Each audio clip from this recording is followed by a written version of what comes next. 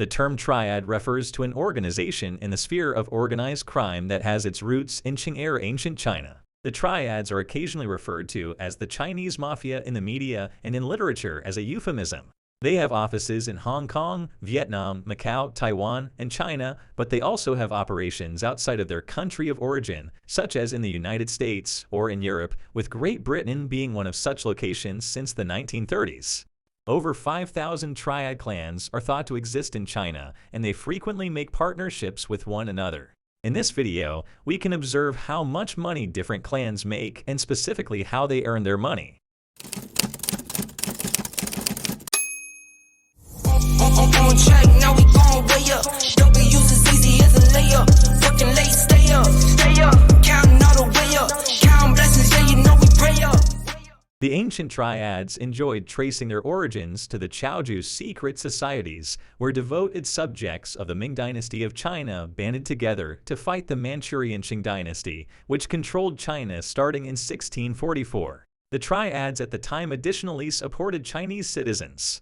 It is up for debate if this is fake, like previous patriotic tales about the Mafia, or whether violent hidden patriotic societies eventually transformed into criminal gangs by engaging in criminal activity to fund their operations, such as extorting protection money. The triads have long been the only extremely well-organized criminal groups in China. The triads enjoyed a successful relationship with a corrupt officialdom during the 18th and 19th centuries in China. Their original moniker was the White Lotus.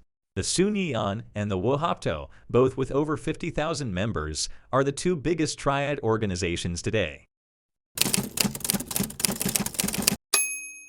When the British, under Warren Hastings, started selling opium from their colony in India to China in exchange for silver, the Great Period of the Triads officially began in 1772.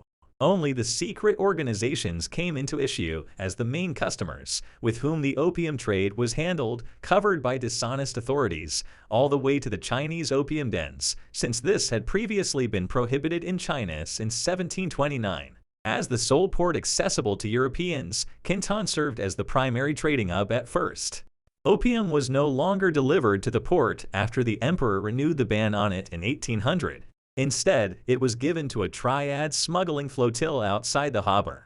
In 1821, the company Jardine, Matheson and Company also started smuggling into ports that were off-limits to Europeans, solidifying its leadership among the 46 opium enterprises in Canton with a 60% market share. The criminal groups who served as buyers to distribute the substance in China also saw their money and influence increase as a result of this expansion.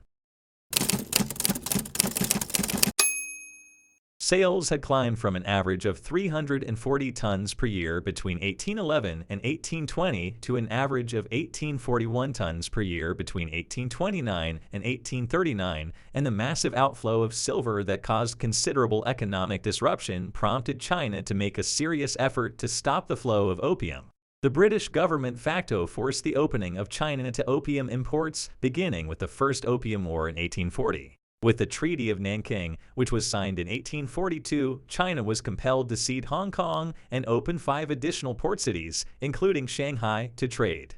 Opium remained officially illegal, therefore triads continued to be the primary trading partners everywhere. China was forced to guarantee freedom of trade in all goods in 1858 and open its ports to unrestricted foreign trade. The introduction of opium was also expressly permitted by the Treaty of Tianjin, signed in June 1858. To supply what had grown to be 20 million addicts, opium imports reached a record amount of 6,500 tons in 1880, and by that point, the Chinese government was involved through an import tax. Now that opium was being grown domestically at the emperor's command, China's own production of the drug reached 22,000 tons by the turn of the century, while imports from India fell to 3,500 tons.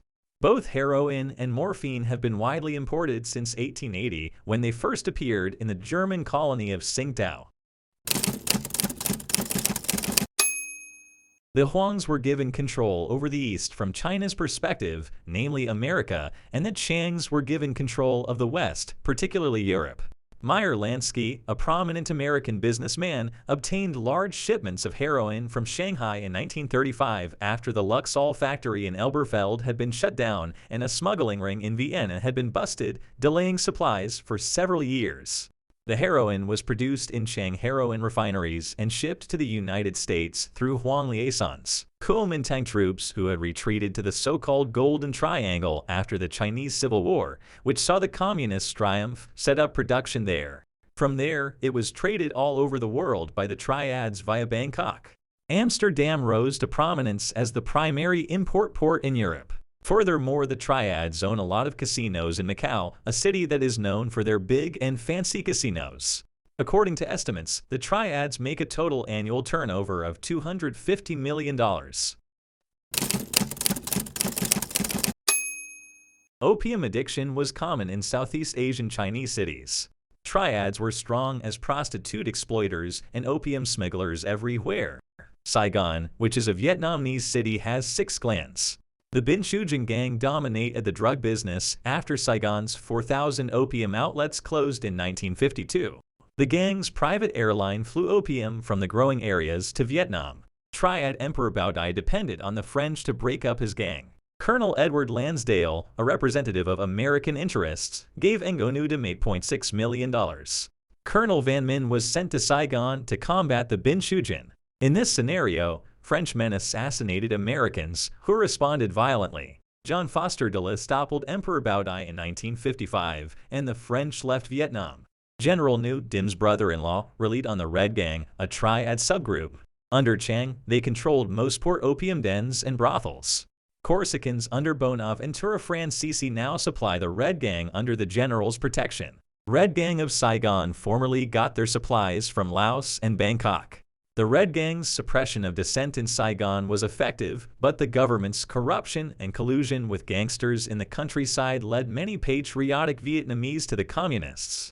The U.S. executed Diem and Ngo in 1963 but found no credible partner for a military regime. The Viet Cong planned to recreate Ngo's system after bombing the U.S. Officers Club Saigon on Christmas Eve 1964 and the American Embassy on March 29, 1965. Generals Nguyen Cao Ky and Nguyen Ngoc Loan were chosen. By 1965, Loan ruled 4 of Saigon's 6 syndicates. The Corsicans left opium transport to the Vietnamese Air Force. This group clashed with Nguyen Van Thieu's organization, who won in 1968. From 1970 to 1971, 20% of American soldiers were addicted to heroin. By 1972, 500,000 American soldiers were in Vietnam, and many used heroin. Saigon collapsed on April 30, 1975, and the final Kuomintang forces and Mio fled to northern Thailand. And that's it for the video. Please give this video a like and subscribe to my channel. Bye.